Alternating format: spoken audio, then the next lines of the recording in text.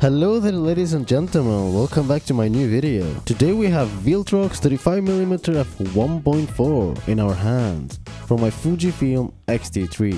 I've been using this lens for more than a year now, and it will dive deep from design to image quality, and we'll see if it's worth it. Let's start.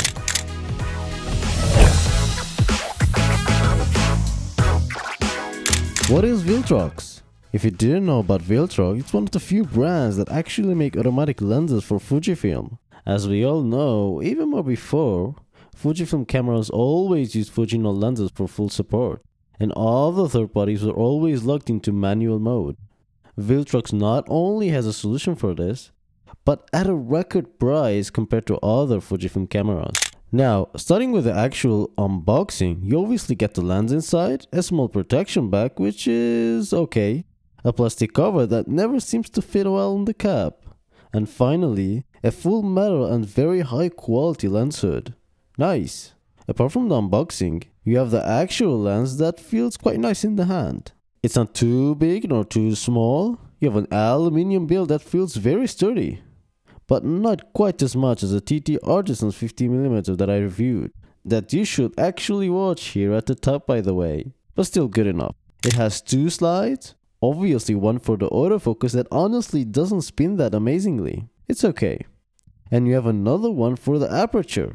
It's electronic though, and you don't get any satisfying click clocks unfortunately. Under the hood we get a micro USB cable for updates. Fun!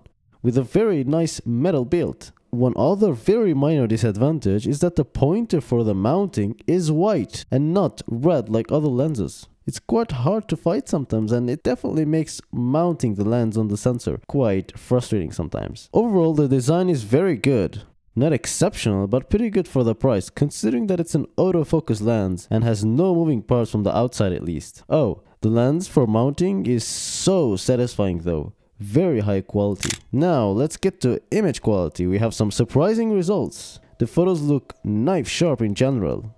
At f1.4, looking at the complete image, it looks a tad soft and hazy, with low contrast. Getting closer, we do see some heavy chromatic aberrations and okay sharpness in the center. The downside is that if you look at the buildings in the background, you do see some noticeable softness to them. Moving to the sides, we do see some abnormalities with soft yet sharp edges, giving this off look to them. f1.4 photos look okay and should be only used when necessary. Now moving on, f2.0, looking at the complete image, there's a good improvement in contrast and overall photodynamics. Getting closer to the center, we see a big difference, with a pretty sharp center for f2.0 and much better background visibility. Although we do see some heavy shadowy or cloudy details further away. Compared to f1.4, we see fewer chromatic aberrations and very much improved sharpness on the edges. Not perfect though. But unfortunately, some places have very wobbly look to them. It might be a lens defect or similar. Regarding f2.8, and by looking at the complete photo, we see excellent contrast and very good dynamics. Going closer to the center, we see excellent sharpness for f2.8 and some areas are knife sharp. The background looks very good. A bit better than f2.0 and shocking difference compared to f1.4. Edges are also better and quite sharp as well. Unfortunately, we still see some wobbly stuff here. If anyone is having similar issues, please comment down below.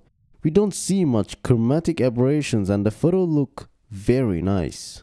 Touching at f4, we see not much big difference looking at the complete image. But getting closer to the center, we see yet more improvements to details and have a knife sharp image at the center.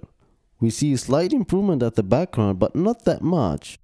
The edges look a bit better too, but not vastly different from f2.8. The photos from f5.6 look identical to f4, and not only by looking at the whole image, but at the center as well. We see similar details, knife-like sharpness and decent edges. Chromatic aberrations are gone. The only real difference I see is a slight improvement from the wobbly effect on the edges. Moving to f8, looking at the images, they look identical to f5.6, but unfortunately and surprisingly we see less detail in the center, and quite a bit, making it comparable to f2.0 in the center, but no chromatic aberrations and very sharp edges. The wobbly effect is less, but still lingering around if you are looking for it. Speaking about photos and image quality, nothing gives you sharper images than well-focused shots. And this camera, coupled with its lens, does a pretty decent job. We all know that autofocus not only depends on the camera, but also on the lens. Getting the camera out of the way, the lens has nice focus mechanism. It's silent, no moving parts from the outside, and pretty quick. But don't get picky though, because even though the autofocus doesn't make any noise, you can still hear the focus, especially in a silent room. This obviously might be a problem with video recording, especially if you can sometimes hear the focus. Other than that, I have no complaints. Speaking about the video, on video mode, the autofocus works very well. It's smooth and nice, coupled with the camera's ability to actually focus. I don't have any special autofocus problems other than the actual limitation of the camera, so not much complaint in this department at least. In conclusion, this is a very nice addition, as not always saves you loads of money thanks to its affordable price.